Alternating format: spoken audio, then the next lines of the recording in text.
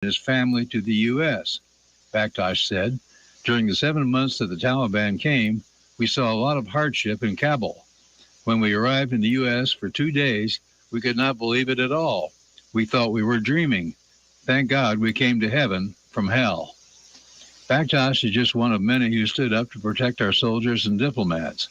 We owe it to those who risked their lives for us to bring them out to safety. If you're interested in doing right for these friends of America, visit nooneleft.org. This is John McLaurie. Thanks for listening. What do people mean when they talk about energy independence?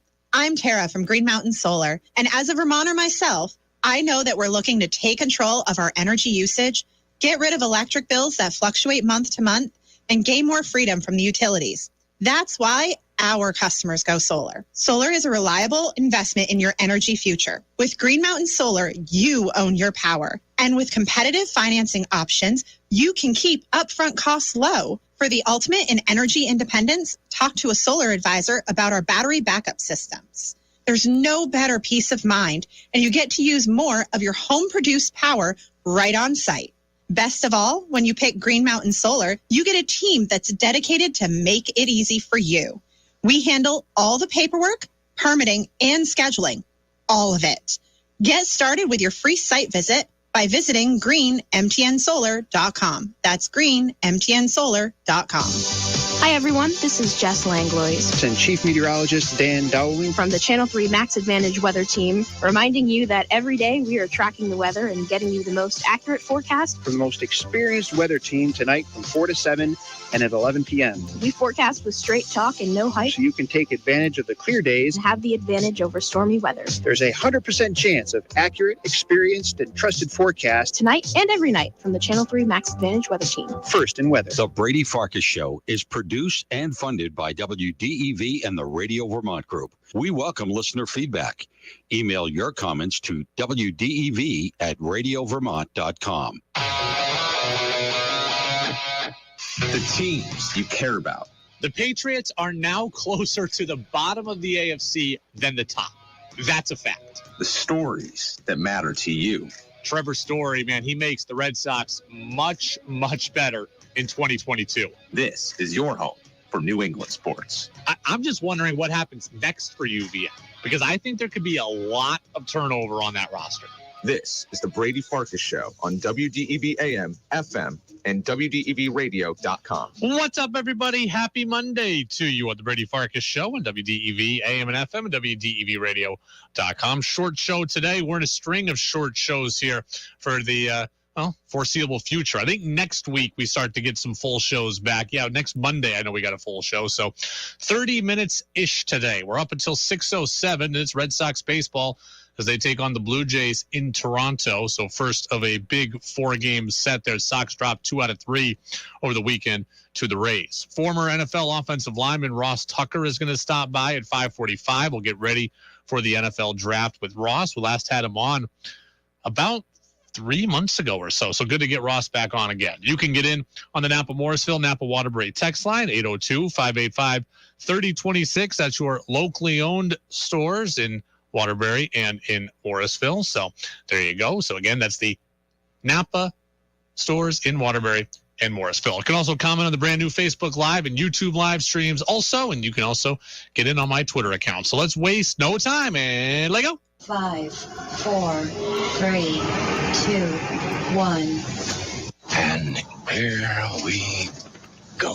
The opening thoughts on the Brady Farkas Show are brought to you by Sticks and Stuff and by Swanton Lumber, Vermont's most complete locally owned home center with locations in Enosburg, Derby, Middlesex, St. Albans, and at Swanton Lumber. They're online at sticksandstuff.com. Remember what I told you a few weeks ago about Kyrie Irving, that his biggest problem is his complete lack of self-awareness? Well, that was on display again this weekend after the Celtics took a 3-0 series lead. The C's will look to close out Brooklyn tonight at 7 o'clock, and they'll look to punch their ticket to the next round. But the complete lack of awareness from Kyrie Irving continues to be jarring. Here is what he said after the loss on Saturday. we're all just trying to gel. And usually you're gelling around the right time, and that team in the other locker room is gelling at the right time. They've been gelling since Christmas. So for us, we're just in a new experience as a group, and we just got to respect that and just, bring everything we can to this next game and just do one possession at a time. I don't want to be too cliche, but I don't have a lot of answers for how you make up time, from October until now. This is just a completely mind-boggling comment, really. Like, even from Kyrie, every time I think that he can't get less self-aware, he somehow does. Kyrie Irving says that his team missed out on valuable team chemistry building and that's part of their problem. And there's no way to make up the time that was lost. And you know what? He's probably right in that, but it's moronic for him to say it out loud because, buddy, you are the reason for all of that. You chose not to get vaccinated. You chose of your own accord to sit out for half the season. You chose to put your team in a position to have to stop and start and go with a different lineup on Monday than you had on Wednesday, and to play a different brand of basketball on Wednesday as you're going to play on Friday. This is all created by you. Look, you don't want to get vaccinated? Then fine. I'm not judging you for that, but I am judging you for saying this now. Of course the team didn't have proper on-court chemistry. Of course the team wasn't together enough this year. Of course the team was behind the 8 ball. It's all true, but the reason why is because of you. And you failed to recognize that, Kyrie Irving. Almost everything bad that has happened to the Nets this year stems from Kyrie Irving. We talked last week. Kyrie's great for the NBA, but is Kyrie great for the team that he's actually on? The answer now is being proven over and over and over again. The answer is no. James Harden feels the chemistry is off. He wants out. That's related to Kyrie Irving not being there enough. You get Ben Simmons back, who does nothing for this team. That is a snowball effect off of James Harden being upset, which is caused by Kyrie not being there enough. Kevin Durant gets hurt. The team falls in the standings. Kyrie could have been there to save the day and keep the team afloat, but instead they fall from a top spot to the number 7 spot, and they are in this position. They should be playing in home court advantage. They should be playing against Chicago or Cleveland, if Cleveland had been like Atlanta. They should be playing a team like that. Instead, they're getting their butt kicked. It all stems from Kyrie Irving's decision. Again, I'm fine with Kyrie Irving making a personal decision that he believes works for him and his body. That's fine. But don't come out and blame the lack of team chemistry or your team's failures on that lack of chemistry, because that lack of chemistry exists because of you. And you just don't see it. It is a total lack of self-awareness. I really am amazed at just how little fight the Nets have had the last couple of quarters, all of Game 3 and the fourth quarter of Game 2. I mean, a team with Kevin Durant and Kyrie Irving should not be on the verge of being swept. I'm happy about it, of course, as a Celtics fan, but it really is embarrassing for the Nets. It's also embarrassing Kyrie's perspective on all of this. Jay Williams of ESPN, he summed it up perfectly this morning. He summed it up almost exactly as I just did. This is completely tone deaf. The fact that you made a decision that I backed for vaccination purposes. I backed you on it. But because of that, there are things that happen because of your own decision. James Harden, the chemistry falls. You guys are number one in the East. KD gets hurt. You can't play. You're allowed to play half the games here and there on the road. James Harden decides, screw this. I'm not with it because I wanted a full team. He dips. Kevin comes back. Now you're in the 7th seed. Now you're on the verge of being swept. I don't want to hear you sit up here, even though it's the right thing to say with your teammates internally, that we don't have the continuity. We don't have chemistry. I get all that, but bro, coming from you, I can't hear that publicly. I can't. That's tone deaf. It's dumb to me. Tone deaf. A perfect word for that. Completely tone deaf. Kendrick Perkins last week said he loves Kyrie Irving as a villain of the NBA. Kyrie Irving is a great villain for the NBA. He really is. He's great for the NBA in general. He's must watch when he's playing. Everybody, who loves him and everybody who hates him fighting about him. The drama is great for the NBA. Kyrie Irving is not great for whatever team he is on. He blew up the Cavaliers' chance at a dynasty. He blew up the Celtics roster. And now he has severely hurt the Brooklyn Nets, and he has hampered their chances at winning an NBA championship. And I saw Colin Cowherd talking about this on Fox Sports today.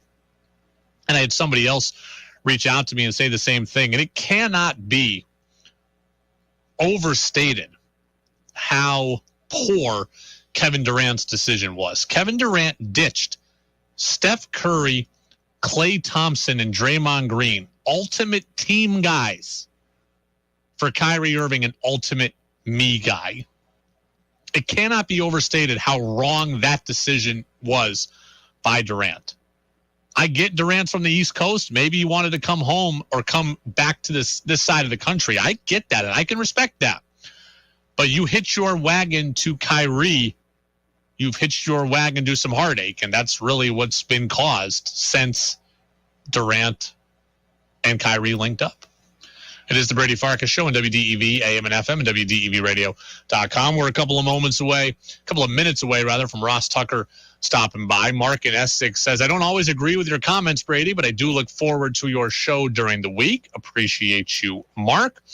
Troy Kingsbury, our friend over at the Village Grocery, says, an update for you, Brady, about our sled hockey team. This came from the weekend. So Central Vermont team's first ever trip to nationals. They were 2-2 at the time of this message, and they were grooving. So congratulations to Troy. Look forward to talking to you later in the week and seeing how that went for you. So I also do, before we get to Ross Tucker, I want to spend just a few minutes talking about my experience yesterday golfing. Not my actual golfing experience, but my experience of going golfing. I really felt like yesterday afternoon I was living in a Seinfeld episode. Seriously, I felt like I was in a modern day Seinfeld, because there is almost, as an adult, no more awkward feeling than linking up with people you don't know on the golf course. And let me say this, as I tell the story, the guys I was with yesterday, they were awesome. They were about my age. We talked. We had some stuff in common. We actually knew some of the same people, so that was cool. They were great. But it is so awkward at first, and it's awkward on my end, and it's awkward on their end. So here's what happened. I go to the links at Lang Farm in Essex, and it was predictably crowded, like I expected it to be. I was playing by myself.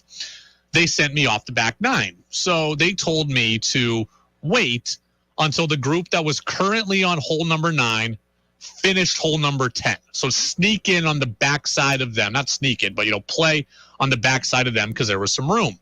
So what happens is the group that's on 9, they get to 10, they post up, and then they take like 15 minutes at the turn. So I'm waiting behind them. I should have just gone in front of them. But I wait for them. And then by the time they actually tee off, well, now another group is coming in, and they're going around the turn also. So I let them go in front of me. That's the threesome that I end up playing with. So I got a foursome here that took forever to get going, and I got this threesome of guys that I let through. Then everyone's teeing off. Everybody's good. So I'm waiting maybe 20 minutes. So I tee off by myself. I played 3 holes by myself. By the time we get to what is hole 12, now there's a backup. Now there's the log jam. So the three guys about my age who I had let go in front of me, they say, hey, we're waiting here. We're behind this foursome. You're waiting behind us. Why don't we just link up together? And I'm like, okay. So I said, cool, that's fine. But again, it's just there's no more awkward feeling than linking up with a threesome there that you don't know. I'm thinking to myself, like, how much should I talk to them? Do they even want to be talked to? They came together. They all know each other. Am I supposed to talk with them? Am I supposed to try to be friends? Am I supposed to still play my own solo game in the midst of their three-person thing? Are they going to talk to themselves and I'm going to be ignored? I'm like, do they even play the same way that I do? Do they give me putts? Do they take a second tee shot if you hit it into the woods? Do they take mulligans? What exactly are they doing? Should I even care what they're doing? Should they care what I'm doing? So then I see them tee off and I'm like, oh my God, these guys are practically on the PGA Tour and I'm trying to just hit the ball in the air on the drive. Like that, my goal yesterday was hit the ball in the air and then somewhat reasonably straight. These guys are using like irons to hit it 250. I'm like, my drive doesn't even go 250. So it's very, very awkward at first because, again, I don't know if I'm supposed to talk to them. They didn't sign up to play with me. Am I holding them back from their bro time that they want to have? Then we're actually playing, and I'm like, oh, my God, they're so much better than me. Then I actually hit a good tee shot, and I actually got a compliment from one of the guys like, hey, nice drive, Brady, nice job. And I'm like, okay. And then we get to the point where I have to putt, and I'm like, I don't want to hold these guys up. I'm already sucking them down here by being in their now foursome that they didn't plan for. So I don't take my putts as serious as I should. So my great drive turns into like a 4-putt on the green and overall getting a 6. And it's just, the whole thing is awkward. I didn't sign up to play with them. They didn't sign up to play with me. We had this, this awkward forced 9-hole friendship that came about, 6-hole friendship by the time I caught up with them. They were welcoming. They were great. I'd play with those guys again if they wanted me to. I don't think it always goes that way, because, again, there's nothing worse than just getting paired up with random people at the golf course. You don't want it. They don't want it. And when you're not even in the same stratosphere of ability, it's just, it usually doesn't go as well as it did yesterday. But luckily, it went well. And I appreciated those guys. They were fun. So there you go. It was good to be out golfing. First time in Vermont. I had gone to New York once last weekend when I was home for Easter, so that was a blast.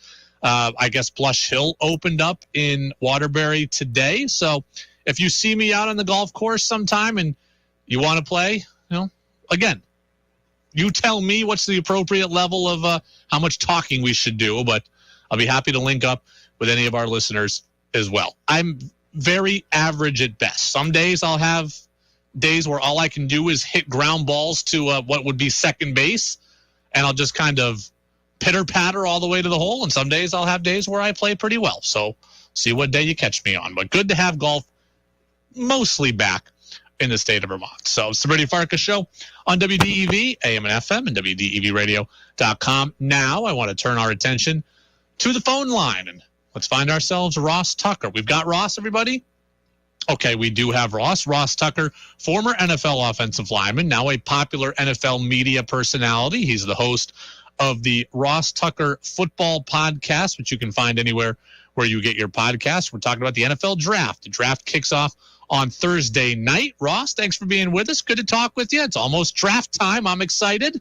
You know what? My pleasure, Brady. I'm fantastic. I'm fired up. I love the NFL Draft. I always have. I still remember sophomore year of college, just getting a 30-pack after spring practice that morning and just sitting there with my buddies all day and watch the draft. The funny thing about it, Brady, is now that I think about it, it was the 99 draft, so I was a sophomore, and I remember watching highlights of Booger McFarland, as a D tackle from LSU making tackles sideline to sideline and thinking, there is no way I could play in the NFL and block a guy like that. And then it ended up working out. I was actually able to do it for 7 years. But yeah, I remember that fondly. I I love the draft, and obviously now it's Thursday night prime time, Friday night prime time, and then Saturday all day is the later rounds now. Well, I love the draft as well. I'm going to watch every minute and every selection pretty much that gets made over the weekends. I'm looking forward to it as well. Let's talk about the Patriots, a team that made the playoffs last year, but they really kind of wilted down the stretch, got blown out by Buffalo in the playoffs. And you look around the rest of the AFC, there have been so many aggressive moves made by other teams. And when you look at the Pats right now, do you think they're closer to the top or the bottom of the conference? That's a great question.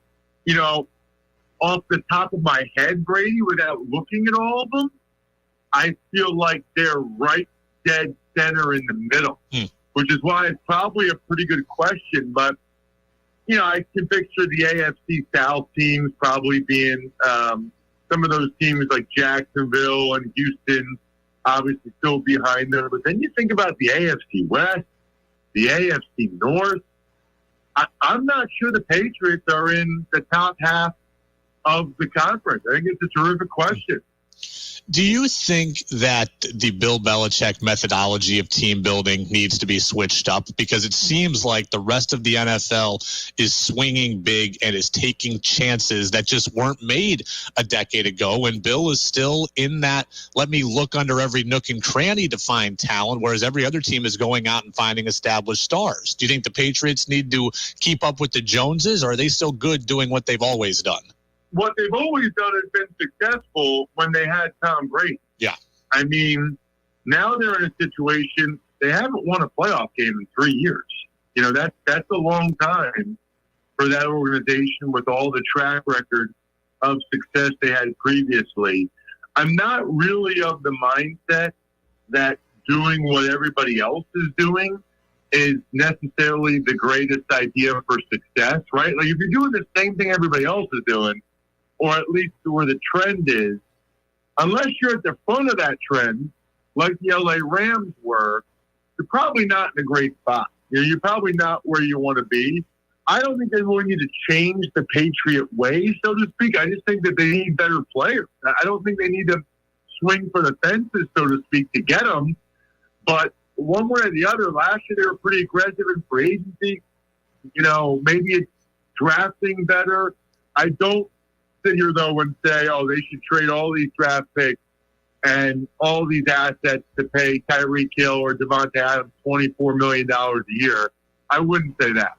Patriots have a lot of needs. What's the best thing they can do early in the draft to help Mac Jones? Is it getting him another offensive lineman, a franchise left tackle? Is it getting him that explosive wide receiver? Or is it rebuilding that defense, which has kind of been gutted through losses, especially at linebacker and defensive back? Well, so I think it's another really good question because they really could use all of them. Yeah. I mean, that's the problem right now is that the linebacker level, you think about that playoff game against the Bills where that was like demoralizing. I mean, they were just running them over. I think they'd love to get a receiver, but they brought in a guy like Devontae Parker. Bourne had a good year. Myers is solid. They still have Aguilar. That wouldn't be a priority for me. I do think they'll end up drafting an offensive lineman to replace Shaq Mason. So I would imagine they'll get a guard in there. But they don't need to go nuts there either. They're good at running back. They're good at tight end. But defensively, yeah, I do think, bringing in guys like Malcolm Butler and Mac Wilson aren't going to cut it. I would envision them being pretty aggressive in the front seven in the draft. Former NFL offensive lineman Ross Tucker with us here on the Brady Farkas Show, WDEV, AM and FM, and WDEVradio.com. Draft begins on Thursday night. Patriots scheduled to pick at number 21. Ross, there's always talk about the Patriots trading down, trading out of the first round, getting more seconds. Do you want to see them stick at 21, or would you be okay if they swapped picks and ended up going back? I'd be okay because people talk about it being a deep draft. And I think if you're doing a good job drafting, the second round is really the sweet spot. So if they can pick up another second rounder plus by moving down from 21, totally fine with that. especially with the positions we're talking about. I think you can get a starting guard a little bit later in the draft. I think you can get, some guys in the front seven, certainly a starting linebacker in the second round. So maybe it's a situation where you go ahead and you get them in the second round, you get two starters, right? So rather than getting one guy at 21, trade down and get a couple more second-round picks and get a couple guys in positions of need. We have talked a lot over the last couple of months about the Patriots trying to get a big play wide receiver in the draft. And we've said, at least I've said, they need to swing for a wide receiver in round 1 or 2. They have to get somebody explosive. But the counter to that is they've already got a guy on their roster in Jonnu Smith, who we didn't really see play well last year. Maybe the answer is already on their roster. How do you unlock a guy that clearly has talent that you did not get the best out of a year before? Well, by doing exactly what you just said. I mean, you feature him. You try to get him the ball. You specifically design plays to hit the ball in his hands. I think everybody was sort of surprised that they paid the money they paid for Jonnu Smith and then didn't feature him. It's almost like the left hand wasn't talking to the right hand, right? Like whoever made the move, Bill Belichick, by the way, to give Jonnu Smith that much money must not have had a long enough conversation with Josh McDaniels to make sure they were going to go ahead and be able to get a guy like Jonnu Smith the ball. I mean, it didn't really make a whole lot of sense to me. You give him that much money, you got to feature that guy. What did you think? We talked right after the AFC title game, and there was the idea that Josh McDaniels was going to leave the Patriots. And you told us that, just like I think, that it's a big loss for this team, or it would be a big loss for this team. How do you feel now about how things have shaken out for the Patriots on the offensive coaching staff? Are you buying into this triumvirate of Belichick, Joe Judge, and Matt Patricia, or do they need a designated offensive coordinator and maybe a young hot shot like some of these other teams have done? Well, I'm skeptical of it. Yeah, I mean, I think most people think that it'll be Bill Belichick calling the plays. I don't think it's real conducive to success for Mac Jones, to lose Josh McDaniels. I think Josh McDaniels deserves a lot of credit for how well Mac Jones played last year. And now you got a situation where Josh McDaniels is gone. I mean, that's not good, Brady. They don't recommend that. They don't say, hey, you're going to have a young quarterback who has a good rookie year. You know what you should do? You should let his coach go. So we'll see. I don't think it's a positive, but, they don't seem that worried about it. Patricia and obviously Joe Judge on the offensive side of the ball is very interesting to me. It seems like a pretty unique experiment. We'll see if it works. Ross, I'll get you out of here on two fun questions.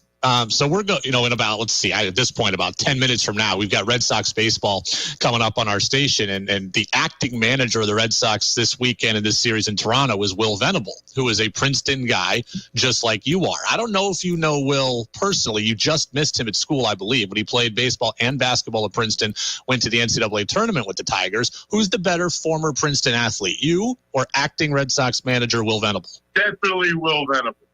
I mean, definitely. First of all, he was after me, but I remember watching him. And if you're able to play two Division I sports, that's really impressive. And he started for Princeton's basketball team, which is really, really hard to do. I mean, you got to be a heck of a guy. I think he might have been a freshman when I was a senior, maybe. Okay. And then he makes the majors. Yeah. I mean, he starts for Princeton's basketball team, which is pretty darn impressive, and then is able to go ahead and make the majors in baseball. That's amazing. So, yes. He didn't even play baseball as a freshman. No, he didn't. That's right. I mean, think about that. That's unbelievable. So, yeah. And he's got the most hits and home runs of any Princeton alum. Very, very impressive. Well, Red Sox, Blue Jays here north of the border in just a couple of minutes from now. Hey, Ross, I didn't realize in addition to giving out NFL advice and NFL knowledge, you're also helping all of us out in the gift-giving space. Well, I got a fiance with a birthday coming up, and I got a mother celebrating Mother's Day, so it sounds like you've got the thing I should be getting both of them. Yeah, either way, you're covered, especially for Mother's Day, man. I mean, I've seen a bunch of people now get these stories from myfrontpagestory.com for their mom. It's incredible. Like, nobody ever really knows what to get their mom for Mother's Day. You get them this story from myfrontpagestory.com. You, and if you want your siblings, talk to the reporter about your mom. They write the most unbelievable story. And just the look on their face when they're opening it, like they don't even know what it is. And, you know, everybody's moms, they're older than us, right? So they grew up with newspapers, and that's important to them. To see themselves on the cover of a newspaper and it's framed, and then to actually read the story and there's quotes from you and your siblings saying you wouldn't be the person you are today if it weren't for your mom. It's awesome. Like, I can pretty much guarantee anybody listening right now, your mom will cry. She will cry tears of joy if you get her this gift. myfrontpagestory.com. It's myfrontpagestory.com. Trust me. Ross, appreciate you. Enjoy the NFL draft. We'll check you out on your podcast, Ross Tucker's Football Podcast, and look forward to talking with you again down the road. Sounds great. See you, Brady. Absolutely. Ross Tucker, one of my favorites. I met him at the Super Bowl. I want to say in Houston. Man, that was the Patriots and Falcons Super Bowl. Yeah, Patriots, Falcons Super Bowl. I think I met Ross Tucker there. We've stayed in touch a few times ever since. Great guest. Love having him on. And great knowledge there on the Patriots in the draft, too. The Patriots have a lot of needs. I no longer think they have to take a wide receiver in the first round. They do need a wide receiver in the first 2 rounds. So I'd like for them to stick at 21. I'd like for them to make a pick there. They need a linebacker. They need an offensive lineman. They need a DB. I think I'd like to see them take a receiver, a linebacker, or a DB in round 1, and then take one of the other ones in round 2. I don't really want to see them trade back, though. I would like to see them stick at 21. Heck, maybe package up some things later in the draft to trade back into the second round to give yourself 2 picks there. But I want to see them take their first round pick. It's the Brady Farkas Show on WDEV. Thanks to Ross Tucker. National news from CBS News, and then Red Sox lineup as we get you ready for Sox and Jays on DEV. 96.1 WDEV FM Warren, 96.5 W243 AT Barrie, 98.3 W252 CU Montpelier, AM 550 WDEV Waterbury. This is CBS News on the Hour, sponsored by Dell Small Business. I'm Monica Ricks in New York. Twitter is set to go private after reaching a huge deal with Elon Musk for $44 billion. CBS's Jason Brooks with details. Musk made his offer more appealing to Twitter last week when he revealed he had the financing behind the offer.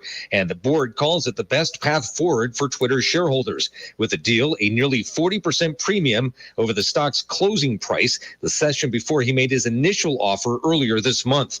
Musk says he wants to enhance Twitter with new features and defeat spam bots. Humanitarian corridors are still closed this afternoon, trapping thousands of people in Ukraine as Russia continues its attacks there. CBS's Chris Livesay is in Kyiv. Even though Russia's ground forces are now concentrated in the east and in southern Ukraine, the sky is still open. Russia has an immense air power. And, from time to time, it likes to remind Ukraine of that. Today, it struck some of its critical infrastructure in central Ukraine. The head of the UN is meeting with the presidents of Russia and Ukraine this week to help broker a ceasefire. A federal judge has granted a restraining order barring the Biden administration from lifting pandemic-related immigration restrictions at the border. The emergency order blocks migrants from coming into the country while seeking asylum to keep COVID from spreading. It's set to expire next month.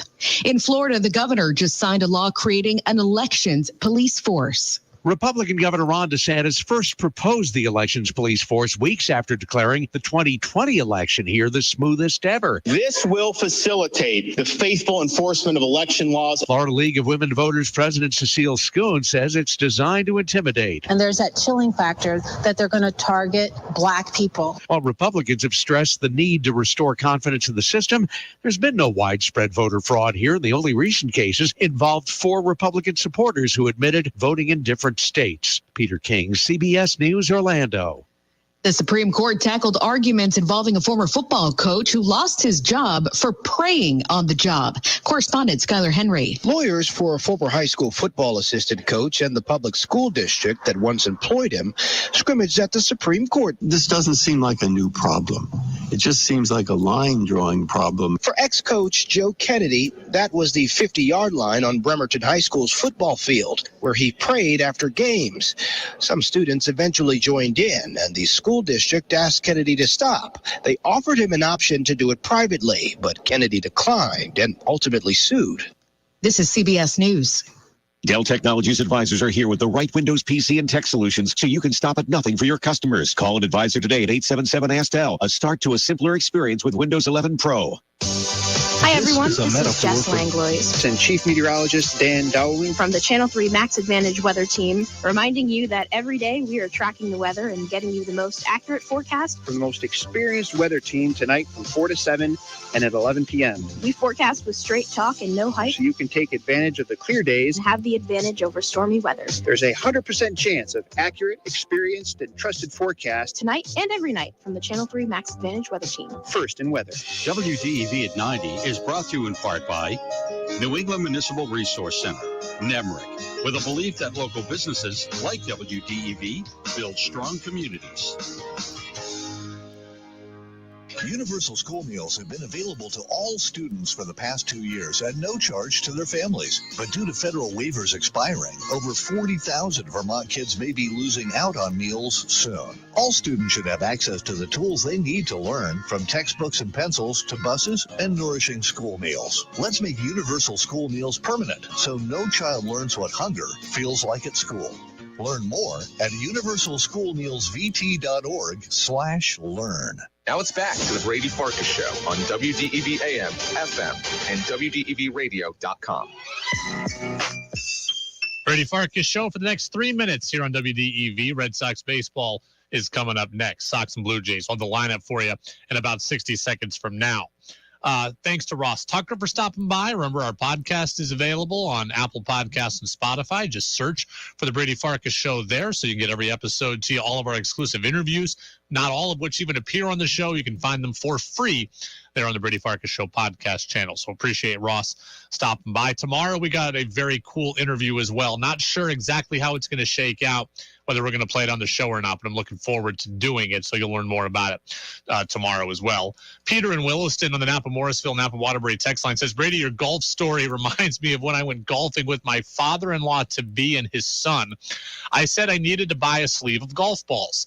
They said, don't worry. By the third hole, I lost all the golf balls they gave me, and I had to walk without playing the final 15 holes. That was brutal. That would be brutal. That's an all-timer right there. I need to, if I play 18 holes, I need to go with at least 18 balls, because there's a very real chance that I could lose a ball a hole. I need to play in the most open fairwayed courses you've ever seen. That's where I feel confident. It's one thing if I can play, like I'll play it from another fairway if I have to, but I don't enjoy losing a golf ball in every hole, which certainly is possible. All right, let's get the Sox lineups.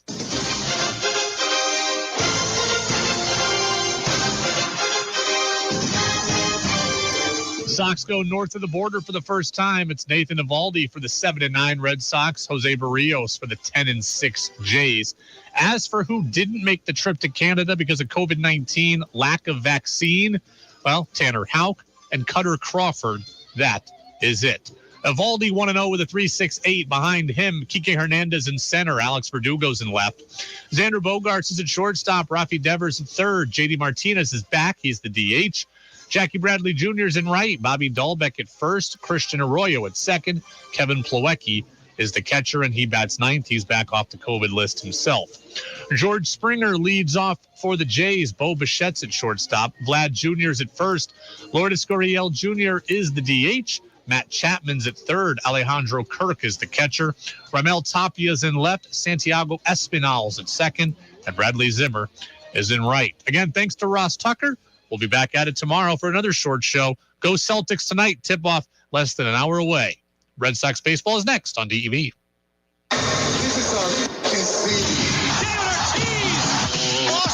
This is